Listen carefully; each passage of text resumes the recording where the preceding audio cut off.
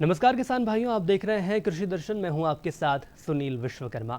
कृषि दर्शन एक ऐसा कार्यक्रम है जिसमें हम गांव किसान की बात करते हैं, खेत खलिहान की हम बात करते हैं। साथ ही साथ हमारे किसान भाइयों को ऐसी जानकारी देते हैं जिसके माध्यम से कृषि के व्यवसाय को आप लाभ के व्यवसाय में तब्दील कर सकते हैं। हमेशा की तरह हमारे साथ एक खास मेहमान जुड़े हुए हैं। मैं आपका परिचय कराऊंगा, लेकिन उसके पहले मैं आपको बता दूं कि आखिर आज किस विषय पर हम बातचीत करेंगे। तो नए फलदार बगीचे की स्थापना और देखभाल, ये हमारा विषय है। किसान भाइयों, हम आपको बता दें कि फलों का बाग लगाकर वैसे तो किसान अच्छा मुनाफा कमा सकते हैं, लेकिन बिना जानकारी के बाग लगाना उनके लिए कहीं ना कहीं घाटे का सौदा हो सकता है। इसलिए यदि किसान भाई फलों का बाग लगाना चाहते हैं तो इसके लिए किसान भाइयों को पूरी जानकारी होनी चाहिए। तो आज हम आपको बताएंगे कि नए फलदार बगीचे की स्थापना और देखभाल आप कैसे कर सकते हैं।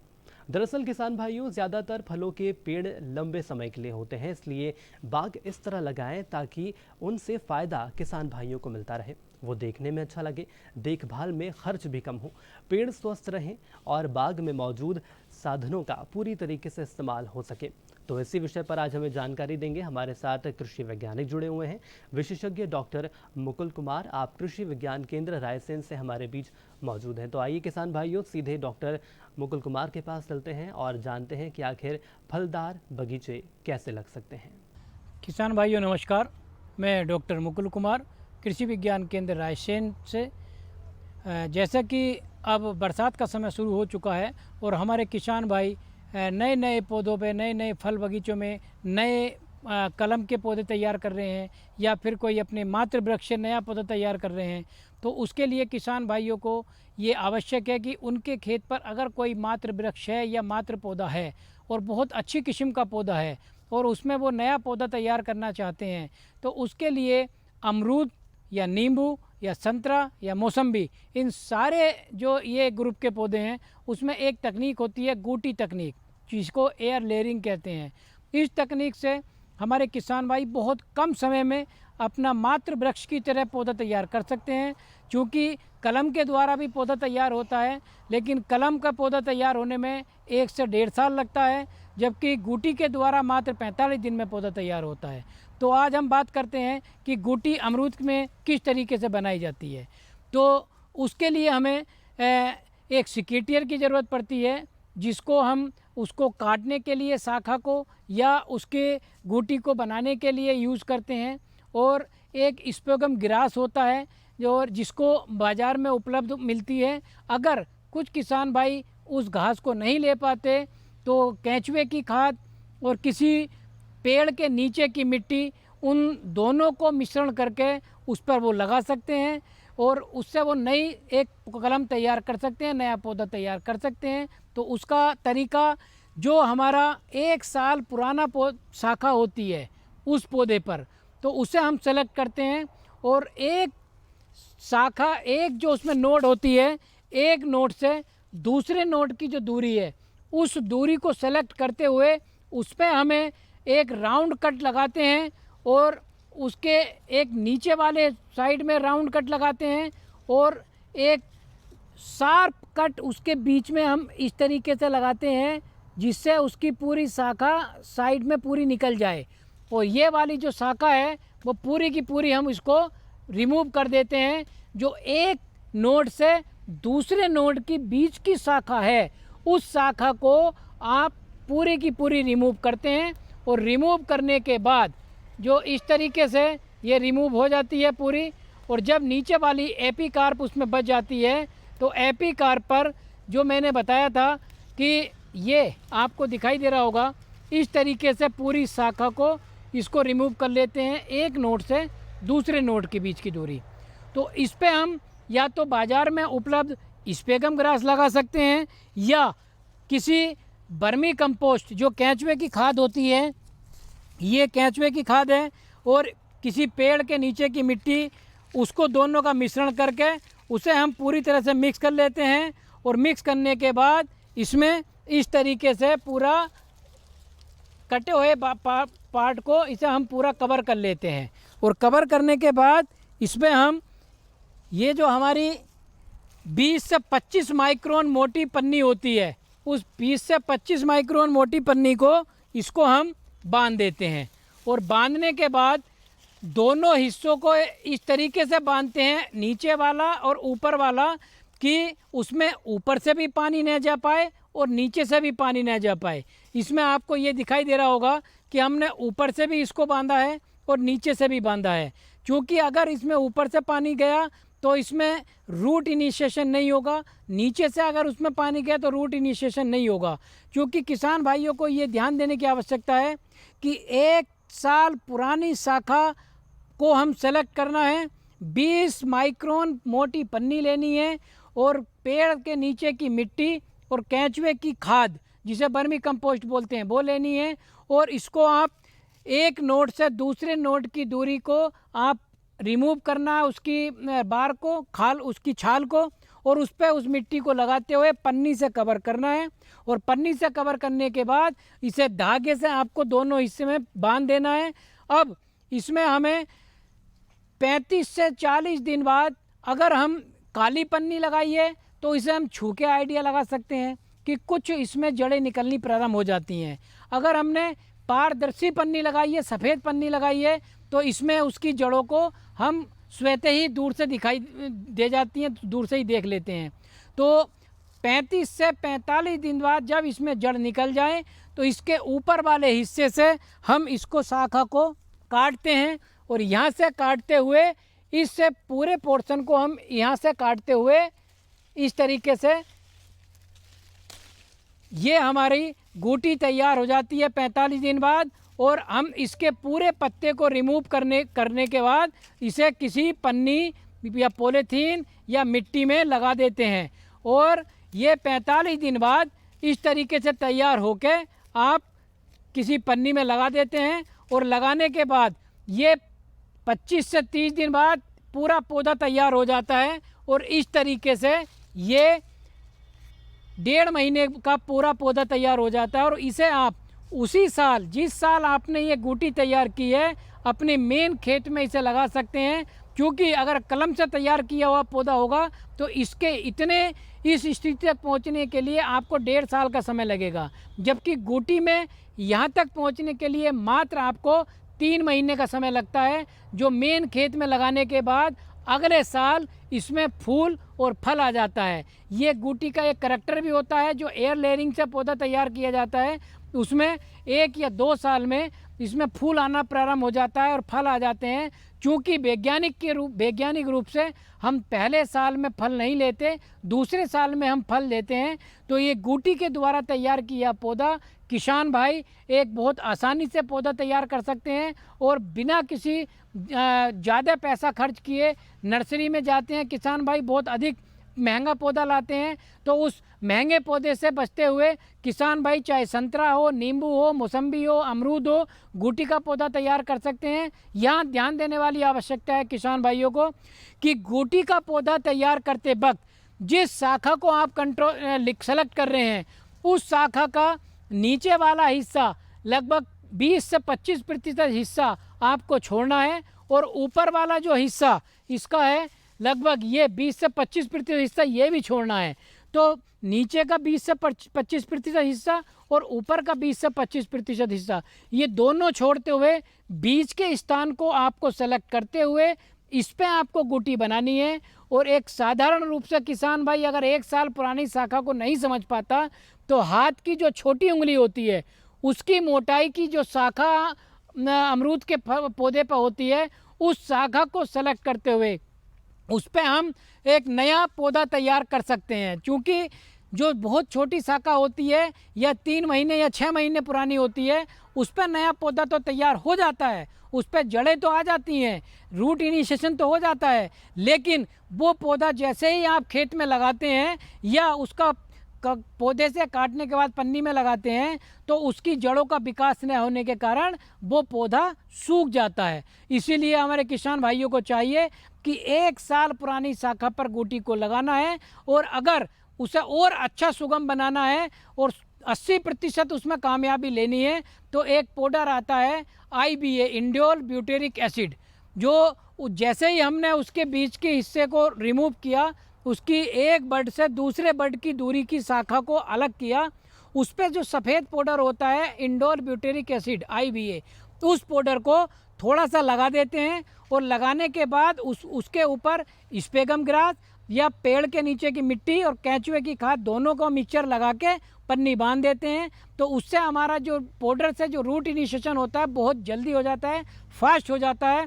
जहां हमारा 20 से 25 दिन में रूट निकलती है, उस इंडोर ब्यूटेरिक एसिड के माध्यम से आपका 15 से 16 दिन में जड़ निकल जाती हैं। तो किसान भाई जो अपने घर पे पौधा तैयार करना चाहते हैं और बहुत अच्छी किस्म का पौधा तैयार करना चाहते हैं, तो इस गूटी के माध्यम से, एयर लेयरिंग के माध्यम से जुलाई, अगस्त और सितंबर, ये 3 महीने हमारे ऐसे हैं कि इन 3 महीनों में वो नया पौधा तैयार कर सकते हैं। क्योंकि किसान भाई जैसे ही 15 सितंबर के बाद जाते हैं उसमें हमारे सक्सेस रेट कम हो जाते हैं। तो जिन किसान भाइयों को नया पौधा तैयार करना है गूटी के माध्यम से, वो अभी आप इसमें शुरुआत कर सकते हैं। जैसे ही ह्यूमिडिटी बहुत हमारी 70% वातावरण में हो जाती है, तो चाहे वो कलम हो या गूटी हो, दोनों के लिए हमारे लिए वो अनुकूल समय प्रारंभ हो जाता है। तो हमारे किसान भाई अगर अमरूद से नया पौधा तैयार करना चाहते हैं तो अभी गूटी के माध्यम से अभी आपका समय प्रारंभ हो चुका है। और ये जो मैंने 2-3 चीज़ें बताई हैं उन्हें बाज़ार से लेके आप ले आइए और नए गूटी के पौधे तैयार आप कर सकते हैं। कि चूँकि अभी हमारे जो देश में है बहुत ही लिमिटेड नर्सरियाँ हैं और किसान भाई जो नया पौधा लगाता है, नया पौधा लगाने के लिए अच्छी किस्म का पौधा मांगता है। तो जो नवयुवा हैं, जो आज के नवयुवा हैं, वो नवयुवा इस तरीके से नए कलमी पौधे तैयार करके या गूटी के पौधे तैयार करके जो नए नए पौधे तैयार करके बाज़ार में बेच सकते हैं और किसानों के यहाँ बेच सकते हैं। एक पौधे पे लगभग 3 से 5 रुपए की लागत आती है और उसमें जो है 30 से 40 रुपए का पौधा बेचते हैं और प्राइवेट रूप से वो उसे 100 रुपए का पौधा बेचते हैं। तो नवयुवा एक रोजगार भी इस तरीके से क्रिएट कर सकते हैं और खुद का रोजगार तो वो क्रिएट करेंगे ही करेंगे, साथ में 8-10 और जो उनके साथ लेबर लगने वाली है उनको भी वो रोजगार देंगे। धन्यवाद। तो यहाँ पर वक्त हो चला एक छोटे से ब्रेक का। ब्रेक के बाद हम जल्द लौटेंगे और बात करेंगे खरीफ फसलों में बीजोपचार आखिर किसान भाई कैसे कर सकते हैं। अरे सुन तो। मुझे क्या सुनाना चाहते हो? जो सुनाओ मेरी सौतन को। किसको? अरे वही तुम्हारा मोबाइल फोन जिससे सुबह शाम दिन रात चिपके रहते थे और कहते थे किसान कॉल सेंटर से बातें हो रही हैं। अच्छा ये बात है। हाँ क्यों, क्या हुआ? अब बात नहीं होती क्या? अब तो झट से बात हो जाती है। संबंधी समस्याओं का अपनी भाषा में तुरंत हल पाने के लिए पूरे भारत में किसी भी फोन से हेल्पलाइन नंबर पर संपर्क करें। किसानों का दोस्त किसान कॉल सेंटर।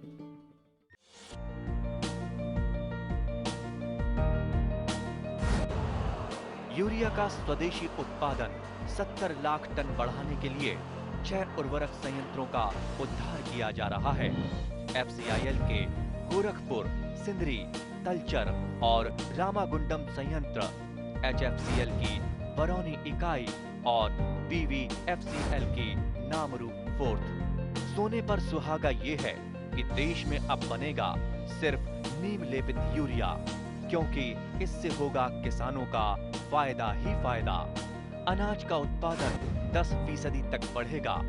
बढ़ेगी 10 से 15% नाइट्रोजन क्षमता।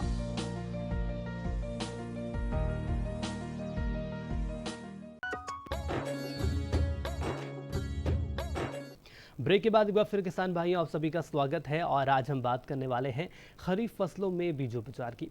देखिए किसान भाइयों, ये तो साफ है कि बीजोपचार से फसलों की उपज बढ़ाई जा सकती है एवं फसलों में कीट रोग प्रकोप से होने वाली हानि को भी ज़्यादा से ज़्यादा 10 से 15% तक हम कम कर सकते हैं। लेकिन अधिकतर किसान भाइयों का ये सवाल रहता है कि आखिर बीजोपचार से लाभ हमें क्या हो सकता है, तो इसे समझना होगा। दरअसल बीज की ऊपरी और अंदर की परतों पर अंडे की फफूंद लगी रहती है, जो अवसर पाकर दूषित बीज के साथ ही भूमि में जाकर बीज को अंकुरण को प्रभावित करने लगती है, जिसके चलते रोगों की प्रारंभिक अवस्था को सफल बनाती है। यदि इस समय बीजोपचार कर लिया जाए तो ये अंडे की फफूंदों का अस्तित्व पूरी तरह से समाप्त हो जाएगा। और इसी विषय पर हमें जानकारी देंगे हमारे साथ हमारे विशेषज्ञ जुड़े हैं। डॉक्टर प्रदीप कुमार द्विवेदी जी, आप कृषि वैज्ञानिक हैं, कृषि विज्ञान केंद्र रायसेन से हमारे बीच मौजूद हैं। तो आइए सीधे डॉक्टर साहब के पास चलेंगे और जानेंगे कि आखिर किस तरीके से बीजोपचार किया जा सकता है। किसान भाइयों नमस्कार, मैं डॉक्टर प्रदीप कुमार द्विवेदी, वैज्ञानिक पौध संरक्षण कृषि विज्ञान केंद्र रायसेन से। आज हम खरीफ मौसम में बोई जाने वाली फसलों में बीज उपचार किस तरीके से रासायनिक एवं प्राकृतिक रूप से किया जा सकता है उसके बारे में बताएंगे। बीज उपचार करने से निश्चित रूप से करीब 50 से 60% तक बीमारियों एवं कीटों के प्रकोप को रोका जा सकता है, जिससे हमारे फसलों में अच्छा उत्पादन आने की संभावना होती है। तो किसान भाइयों, हमारी बरसात में खरीफ मौसम में बोई जाने वाली प्रमुख जो फसलें हैं, जैसे सोयाबीन है, धान है, उड़द है, मक्का है, ये 4 प्रमुख फसलें हैं जो बरसात के सीज़न में लगाई जाती हैं। तो खरीफ फसलों में जो प्रमुख रूप से जो रायसेन या मध्य प्रदेश में बीज बोया जाता है, उसमें अगर हम निश्चित रूप से अगर बीज उपचार कर लेते तो हमारी फसलों में रोगों का प्रकोप बहुत हद तक कम हो जाता है। तो सोयाबीन में जो प्रमुख रूप से रोग आते हैं, रोगों के नियंत्रण के लिए हम अगर रासायनिक रूप से बीज उपचार करते हैं, उसके लिए हमें कार्बोक्सिन प्लस थीरम या कार्बेंडाजिम प्लस मैंकोजेब 3 ग्राम प्रति किलो बीज के हिसाब से बीज उपचार करते हैं। साथ ही साथ एक दवा आती है थायोफिनाइट मिथाइल एजॉक्सीस्ट्रोबिन प्लस थायोमेथाक्जाम। इससे क्या है, रोग एवं कीटों का प्रबंधन किया जा सकता है। 3 ग्राम प्रति किलो बीज के हिसाब से बीज उपचार करते हैं, निश्चित रूप से कीट एवं रोगों को प्रकोप को रोका जा सकता है। साथ ही साथ अगर हम जैविक नियंत्रण की बात करें तो जैविक नियंत्रण के लिए ट्राइकोडर्मा वीडी 5 से 10 ग्राम प्रति किलो बीज के हिसाब से अगर बीज उपचार करते हैं, निश्चित रूप से हमारे कीटों के प्रबंधन को रोगों के प्रबंधन को रोका जा सकता है। अब बात आती है कि हम अगर प्राकृतिक रूप से इस चीज़ को हम नियंत्रण करते हैं तो बीज उपचार के लिए हमारे पास प्राकृतिक विधि में बीजामृत है। बीजामृत से अगर हम बीज उपचार करते हैं तो निश्चित रूप से हमारी फसलों में प्राकृतिक रूप से इसको नियंत्रण किया जा सकता है। बीजामृत के लिए हमको 20 लीटर पानी में 5 किलोग्राम जो है देसी गाय का गोबर और 5 लीटर गोमूत्र का हम उपयोग करते हैं। साथ ही उसमें हम 250 ग्राम चूना का उपयोग करते हैं और पीपल या बरगद के पेड़ की नीचे की मिट्टी को अगर मुट्ठी भर हम उसमें डाल देते हैं, उसका कल्चर बना करके 24 घंटे के लिए हम उसको ढक के रख देते हैं। इसके बाद में बुआई से करीब जो है 12 घंटे पूर्व हम बीज के ऊपर इस बीजामृत को डाल करके उससे बीज उपचार कर लेते हैं। तो निश्चित रूप से इससे हमारी लागत में भी कमी आती है, साथ साथ इसको प्राकृतिक रूप से जो बीमारियां हैं इसको हम नियंत्रण कर सकते हैं।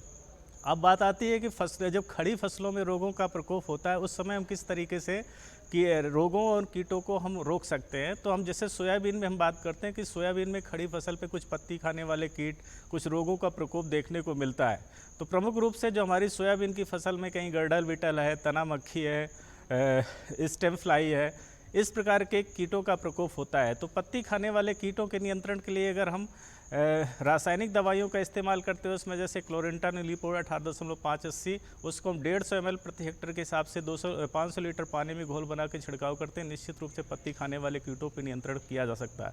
साथ ही साथ अगर हमारे इसमें कई स्टेम फ्लाई, गर्डल बिटल, सफ़ेद मक्खी, इस प्रकार के कीटों का प्रकोप, चने का जो कीट रहता है उसका प्रकोप देखने को मिलता है, तंबाकू की इल्ली है उसका प्रकोप देखने को मिलता है। साथ ही साथ अगर हम उसको नियंत्रण करना, सभी कीटों का प्रकोप एक साथ हुआ है तो हम उसमें जैसे लैम्डा साइलोथ्रिन प्लस थायोमेथाक्जाम इस दवा का इस्तेमाल कर सकते हैं। ये दवा करीब जो है 150 ml प्रति हेक्टेयर के हिसाब से 500 लीटर पानी में घोल बना के छिड़काव करेंगे तो निश्चित रूप से इस कीट पर हम काबू पा सकते हैं।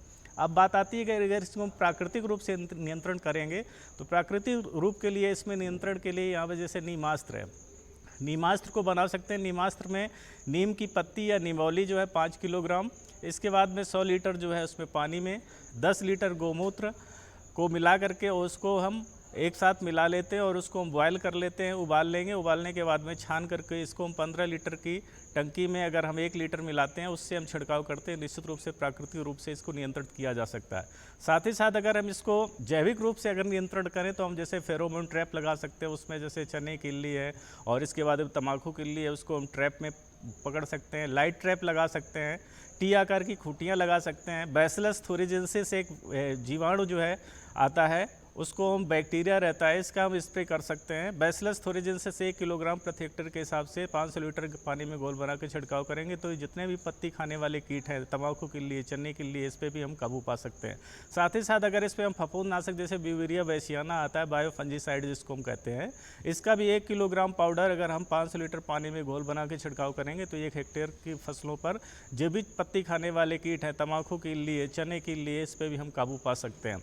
साथ ही साथ अगर हम धान की बात करें, खरीफ मौसम में प्रमुख रूप से हमारे रायसेन जिले में, मध्य प्रदेश में धान का भी क्षेत्रफल काफ़ी विस्तार कर रहा है। तो इसमें भी अगर हम बीज उपचार की बात करते हैं तो बीज उपचार के लिए ट्राइकोडर्मा वीडी का हम उपयोग कर सकते हैं। ट्राइकोडर्मा जो है 10 ग्राम जो है 1 किलो बीज उपचार के लिए पर्याप्त रहता है। साथ साथ अगर इसकी नर्सरी को अगर हम 30 मिनट के लिए उसको हम सीडोमोनास फ्लोरेसेंस 0.5% उसमें पाउडर फॉर्म में WP फॉर्मुलेशन में आता है, उससे अगर हम आधा घंटे के लिए इसकी नर्सरी को हम डुबो करके रख देते हैं तो जिससे जीवाणु पत्ती झुलसा है, इसमें BLB रोग आता है, उस पर भी हम काबू पा सकते हैं।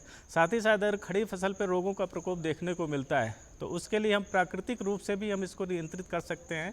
जैसे प्राकृतिक रूप से नियंत्रित करने के लिए जैसे हम इस पर जीवामृत का छिड़काव कर सकते हैं। जैसे 20 या 21 दिन की फसल होती है उसमें जीवामृत तैयार कर लेते हैं। जीवामृत बनाने के लिए हमको 200 लीटर पानी में हमको करीब जो है 10 लीटर गोमूत्र और 10 किलोग्राम देसी गाय का गोबर, इसके बाद में 1 से 2 किलोग्राम बेसन, 1 से 2 किलोग्राम गुड़, इसके बाद में थोड़ी सी पीपल या बरगद के पेड़ के नीचे की मिट्टी को उसको हम डाल लेते हैं और डालने के बाद में उसको हम करीब ये हमारा जो है गर्मी के दिनों में 3 दिन में ये तैयार हो जाता है और सर्दी के दिनों में ये 7 दिन में तैयार हो जाता है। और ये 200 लीटर प्रति एकड़ के हिसाब से अगर इसको हम भूमि में जल के माध्यम से अगर इसका हम देते हैं तो इस पर रोगों पे भी काबू पाया जा सकता है और कीटों पे भी काबू पाया जा सकता है। और साथ साथ ये पोषक तत्व प्रबंधन का भी काम करता है। अगर हमें इसे पर्णी छिड़काव करना है तो प्रत्येक 21 दिन की फसल पर, जैसे 21 दिन की फसल हो जाती है तो इसको 100 लीटर पानी में 5 लीटर हम इसका घोल बना करके रख लेंगे और ये करीब 17 दिन तक एक बार इसको अगर हम तैयार कर लेते हैं 17 दिन तक ये कार्य करता है। तो उसमें हम 100 लीटर पानी में 5 लीटर इसको मिला करके पर्णी छिड़काव प्रत्येक 21 दिन की फसल पर, जैसे फिर 21 दिन हो जाते हैं फिर हम उसको पुनः जो है 200 लीटर पानी में 10 लीटर मात्रा इसकी डाल लेंगे और इसको पर्णी छिड़काव करेंगे। जब हमारी फसल जो है फूल और फली और दाने वाली अवस्था पे आती है उस समय हम 5 से 10 लीटर जो है जीवामृत या छाछ को हम 200 लीटर पानी में घोल बना करके इसका हम छिड़काव करेंगे तो फफूंद से आने वाले रोगों पे भी हम काबू पा सकते हैं। साथ ही साथ अगर हमारी एक प्रमुख फसल जो है जैसे सोयाबीन के साथ साथ उड़द की भी कुछ हमारे किसान भाई फसल जो है बरसात के मौसम में लगाते हैं तो उसमें प्राय देखा गया है कुछ हमारी बीमारियों का भी प्रकोप होता है, कुछ कीटों का भी प्रकोप होता है। तो बीमारियों में सबसे ज़्यादा प्रमुख रूप से जो पीला मोज़ेक की समस्या देखने को मिलती है वो सोयाबीन में भी देखने को मिलती है, साथ साथ उड़द की फसल में देखने को मिलती है। जो सोयाबीन की फसल होती है, उड़द की फसल होती है, पीला मोज़ेक जो रोग फैलता है, एक सफ़ेद मक्खी रहती है, उसके रस चूसने से पत्तियों से जो उसमें वायरस रोग फैल जाता है, पत्तियाँ पीली पड़ने लगती हैं, उसका पौधा जो कमज़ोर होने लगता है, पौधे का स्वास्थ्य ठीक नहीं रहता, चूँकि फोटोसिंथेसिस नहीं होती इसलिए पौधा भोजन नहीं बना पाता है और वो वायरस रोग फैलने का प्रमुख जो है वाहक एक सफ़ेद मक्खी रहती है। तो सफ़ेद मक्खी को नियंत्रण करने के लिए शुरुआती अवस्था में अगर हम बीजोपचार करते हैं, वर्तमान समय में एक ऐसा बीज उपचार की एक दवाई आ चुकी है जिसमें फफूंदनाशक प्लस कीटनाशक जैसे ट्राइफ्लॉक्सीस्टोबिन प्लस थायोमेथाक्जाम प्लस थायोफिनेट मिथाइल, इसमें 3 तत्व मिले हुए हैं जो बीमारियों को भी रोकते हैं, साथ साथ जो है सफ़ेद मक्खी का प्रकोप होता है उससे 25 से 30 दिन तक फसल जो हमारी बीज उपचार से रुक जाती है, तो उसका उपयोग कर सकते हैं। साथ साथ एक अलग कीटनाशक आता है थायोमेथाक्जाम 30 थायोमेथाक्जाम 30 से अगर हम 10 ml प्रति किलोग्राम बीज के हिसाब से बीज उपचार करते हैं, या एक दवा आती है इमिडाक्लोप्रिड 48 उस दवा से भी हम 1.25 ml प्रति किलोग्राम बीज के हिसाब से बीज उपचार करते हैं तो सफ़ेद मक्खी पे 25 से 30 दिन तक उसको नियंत्रित कर सकते हैं। अगर हमारी फसल खड़ी हुई है, फसल हमारी अगर खड़ी हुई है तो उस समय क्या है कि जब 25 से 30 दिन की फसल होगी उस समय प्रायः सफ़ेद मक्खी का प्रकोप ज़्यादातर देखने को मिलता है। उस समय थायोमेथाक्जाम 25 WG एक दवा आती है, उसको हम 50 ग्राम प्रति एकड़ के हिसाब से 200 लीटर पानी में घोल बना के छिड़काव करेंगे तो निश्चित रूप से सफ़ेद मक्खी पे भी काबू पा सकते हैं। और साथ साथ कभी कभी सफ़ेद मक्खी का प्रकोप, गर्डल बिटल, तना मक्खी का भी प्रकोप देखने को मिलता है, तो हम उसके लिए क्या करते हैं कि जैसे एक लेमडा साइलोथ्रिन प्लस थायोमेथाक्जाम एक दवा आती है, या बीटा साइफ्लोथ्रिन प्लस एक इमिडाक्लोप्रिड, जो बीटा साइफ्लोथ्रिन प्लस इमिडाक्लोप्रिड एक दवा आती है उसको 350 ml प्रति हेक्टेयर के हिसाब से 200-500 लीटर पानी में घोल बना के छिड़काव करेंगे तो ये तीनों कीटों पर हम काबू पा सकते हैं।